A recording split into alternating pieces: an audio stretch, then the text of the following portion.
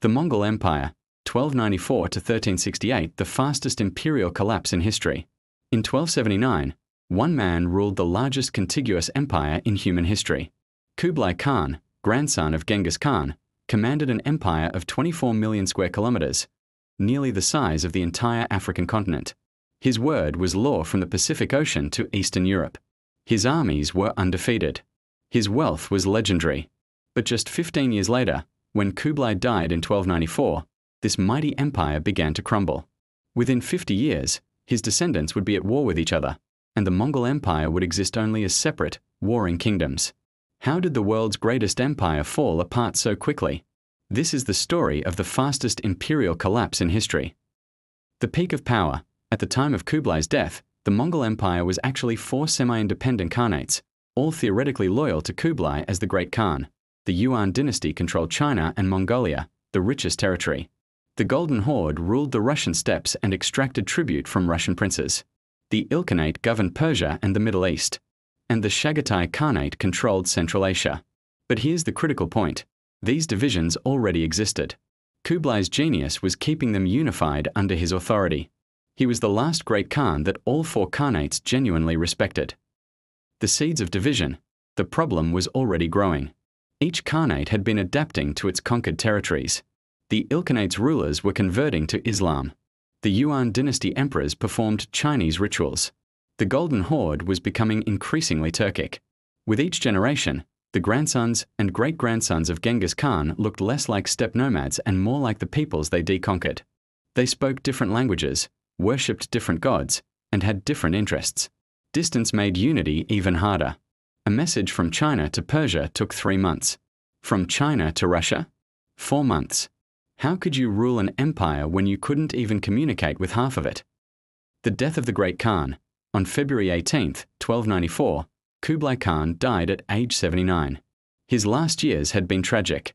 His favorite son and chosen heir, Genghis, had died before him. His invasions of Japan had failed catastrophically, costing thousands of lives. He'd become obese, alcoholic, and depressed. But more importantly for the empire, he left no clear successor with his authority. In traditional Mongol culture, succession didn't automatically go to the eldest son. Instead, a kurultai, a council of princes and military leaders, would choose the most capable leader. This system had worked when all the Mongol leaders lived on the same steppe and could meet within weeks. But now, the potential heirs were scattered across Asia, ruling their own territories, commanding their own armies, and harboring their own ambitions. The succession crisis begins. Kublai's grandson, Temur, seized power in China and declared himself Great Khan. But here's the problem. The other khanates barely acknowledged him. Kaidu, a descendant of Ojide Khan, had been fighting Kublai for decades, claiming he should be Great Khan. He controlled large parts of Central Asia and refused to submit. The Ilkhanate in Persia? They were embroiled in their own succession crisis after their Khan died in 1304. The Golden Horde was busy expanding into Europe and extracting wealth from Russia. They didn't need China's approval. Each Khanate essentially said, "We'll run our own affairs, thank you very much." Why unity failed? Why couldn't Temur hold things together like Kublai had? First, legitimacy. Kublai was the son of Tolui, the son of Genghis Khan himself. He had conquered China with his own armies. He'd proven himself in battle. Temur? He was chosen largely because he was available and in the capital when Kublai died. Second, military power. Kublai had commanded the largest and wealthiest Khanate, and used that power to enforce his will. But by 1294, the Yuan dynasty's military was increasingly Chinese. Its Mongol warriors settled into administrative roles. Meanwhile, the Golden Horde maintained the traditional Mongol military machine. Third, economic independence. Each Khanate controlled valuable trade routes. The Golden Horde didn't need Chinese silk. They could tax it as it passed through their territory. The Ilkhanate controlled the Persian Gulf trade. Why share wealth with distant cousins? The empire's unity had always been more personal than institutional. It depended on one man being strong enough, respected enough, and connected enough to keep everyone in line. Without that man, the empire was just 4 kingdoms that happened to be ruled by relatives. The fragmentation. Between 1294 and 1350, the Mongol Khanates didn't just drift apart, they actively turned against each other. The Yuan dynasty in China became increasingly isolated. They faced rebellions from the Chinese population, who saw them as foreign occupiers. The Mongols in China adopted Chinese customs so thoroughly that they barely resembled their warrior ancestors. Their cavalry skills declined. Their traditional nomadic culture faded. The Golden Horde reached its peak power in the early 1300s, extracting massive tribute from Russian princes and controlling the lucrative trade routes to Europe. But they began fighting with the Ilkhanate over territorial disputes in the Caucasus. Mongol fighting Mongol, something Genghis would have considered unthinkable. The Ilkhanate converted to Islam in 1295, just a year after Kublai's death. This was a seismic shift. They now had more in common with their Persian subjects than with their Buddhist and shamanist relatives in China and Mongolia. By 1335, the Ilkhanate collapsed entirely into warring factions. The Chagatai Khanate split into two parts, one that became increasingly Islamic and settled, another that tried to maintain traditional Mongol ways. They fought each other as much as anyone else.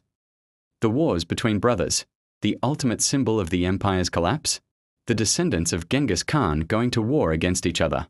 In the 1320s and 30s, the Khanates engaged in actual warfare. The Golden Horde invaded territories of the Ilkhanate. The Chagatai Khanate battled with Yuan dynasty forces. Trade routes that had been protected under Mongol unity became battlegrounds.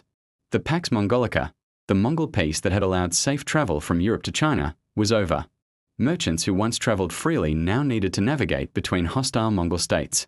The very descendants of the man who deconquered half the world could maintain peace among themselves, the cultural transformation. But here's what's really fascinating. The Mongols didn't just lose political unity, they lost their cultural identity. By 1350, you could barely call them Mongols anymore. The rulers in China spoke Chinese, wore Chinese robes, performed Confucian rituals. The Golden Horde spoke Turkic languages and practiced Islam. The Ilkhanate had become Persian in all but name. The original Mongol advantage, their mobility, their horse archery, their nomadic toughness, had vanished. They'd been conquered by the very civilizations they'd defeated, not through war but through culture. Genghis Khan had feared this. He'd warned his descendants not to become soft, not to abandon the steppe lifestyle. But wealth and comfort proved more seductive than ancestral warnings. By the mid-1300s, the Mongol Empire existed only on maps. In reality, it was four completely different states that happened to be ruled by relatives who barely spoke to each other. The final collapse, the Yuan dynasty falls, the final act came in China. By the 1350s, the Yuan dynasty faced massive rebellions. The Red Turban Rebellion, led by Chinese rebels, swept across the country. The Mongol rulers, now weakened by decades of Chinese lifestyle, couldn't mount effective resistance. In 1368, just 74 years after Kublai's death, the last Yuan emperor fled Beijing on horseback, retreating to Mongolia.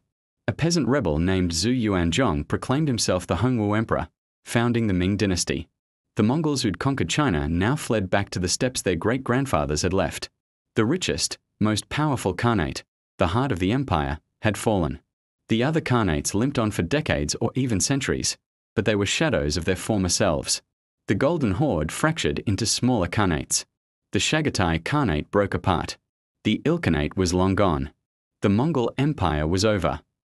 So what can we learn from this?